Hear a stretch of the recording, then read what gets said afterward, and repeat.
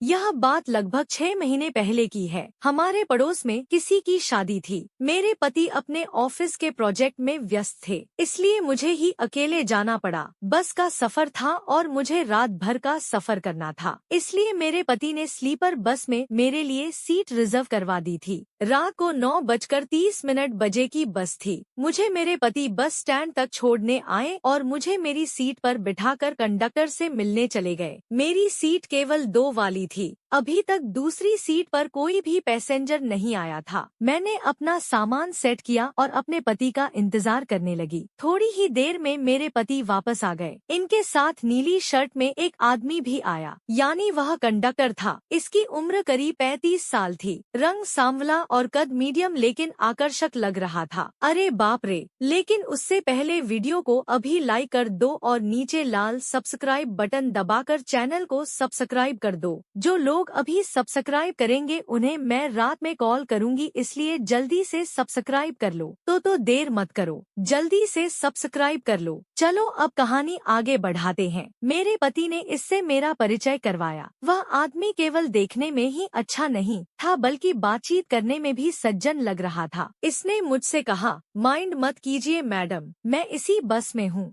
कोई भी परेशानी हो तो मुझे बता दीजिएगा, मैं हाजिर हो जाऊंगा। आपके साथ वाली सीट खाली है। अगर कोई पैसेंजर आया भी तो कोई महिला ही आएगी, इसलिए आप निश्चिंत होकर आराम कर सकती हैं। इसकी बातों से मुझे और मेरे पति को भी राहत मिल गई। बस चलने वाली थी, इसलिए मेरे पति बस से नीचे उतर गए। इसी समय बस चल दी। मैंने अपने पति को खिड़की से हाथ हिलाया। दोस्तों, मुझे आज अपने पति से दूर जाने में बिल्कुल अच्छा नहीं लग रहा था। इसका कारण यह था कि मेरी इच्छाएं अभी ताजा थी और जैसा कि आप सब लोग जानते हैं, ऐसे दिनों में मन की चाहत कितनी गहरी हो जाती है। मैं अपने पति के साथ समय बिताना चाहती थी, लेकिन अचानक मुझे बाहर जाना पड़ रहा था। इसी कारण से मैं मन ही मन उदास थी। तभी बस में वह आकर्षक कंडक्टर आ गया। इसने कहा, मैडम आप अपना सामान ठीक कर लीजिए, मैं कुछ देर में आता हूँ, तब आपकी टिकट चेक कर लूंगा। इसके जाने के बाद मैंने सोचा कि चलो हल्के कपड़े बदल लेती हूँ, क्योंकि रात भर का सफर था और मुझे साड़ी में आराम नहीं आता। और यह सोचकर मैंने अपना बैग खोला तो सर पकड़ लिया, क्योंकि मैं जल्दबाजी में हल्का दुपट्टा तो ले आई थी। 2 मिनट मेरी अंतरात्मा ने मुझे एक नया रास्ता दिखा दिया। मैंने सोचा क्यों ना आज इस आकर्षक नौजवान के साथ कुछ पलों का साथ लिया जाए। यह बात दिमाग में आते ही मैंने वह हल्का दुपट्टा संभाल लिया और तैयारी कर ली। सारी तैयारी करने के बाद मैं अपनी सीट पर लेट गई और किताब पढ़ते हुए कंडक्टर का इंतजार करने लगी। 10 मिनट बीत गए तो मैंने सोचा क्यों ना पहले कुछ खाकर फ्री हो लूं। यह सोचकर मैंने अपना खाना निकाल लिया जो मैं घर से साथ लाई थी। खाना शुरू करते ही मैंने सोचा कि खाने के बीच में कंडक्टर टिकट चेक करने आ गया तो बीच में उठकर टिकट निकालना पड़ेगा। यह सोचकर मैंने अपने बैग से टिकट निकाल लिया। टिकट हाथ में आते ही मेरी आंखों के सामने इस कंडक्टर का आकर्षक व्यक्तित्व घूम गया और मेरे अंदर की औरत ने अपना काम करना शुरू कर दी। पूरी तैयारी के बाद मैं खाना खाने लगी। तभी बस का दरवाजा खुला और कंडक्टर अंदर आ गया। अंदर आते ही मुझे हल्के कपड़ों में देखकर बेचारे को घबराहट हुई। वह बिल्कुल हड़बड़ा के और इधर उधर देखने लगा। अरे बाप रे! लेकिन उससे पहले वीडियो को अभी लाइक कर दो और नीचे लाल सब्सक्राइब बटन दबाकर चैनल को सब्सक्राइब कर दो। जो लोग अभी सब्सक्राइब करेंगे उन्हें मैं रात में कॉल करूंगी, इसलिए जल्दी से सब्सक्राइब कर लो। तो देर मत करो, जल्दी से सब्सक्राइब कर लो। चलो अब कहानी आगे बढ़ाते हैं। मैंने इसका हौसला बढ़ाने के लिए इसकी तरफ मुस्कुरा कर देखा और कहा, कंडक्टर साहब बैठकर आराम कर लें। आप मेरी बात सुनते ही वह बोला,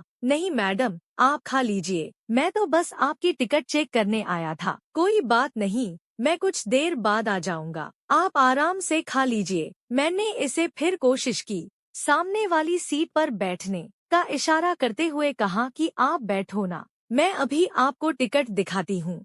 यह कहकर मैंने अपना खाने का डिब्बा नीचे रख दिया और टिकट ढूंढने का नाटक करने लगी। यह सब करते हुए मैं बार बार नीचे झुक रही थी ताकि वह जी भर कर देख ले। यह सारी हरकतें करते हुए मैं यह इंतजार कर रही थी कि वह खुद मेरे लिए रखे हुए टिकट को देख ले। और हुआ भी ऐसे ही। इसने मेरे दाएं की ओर इशारा करते हुए कहा,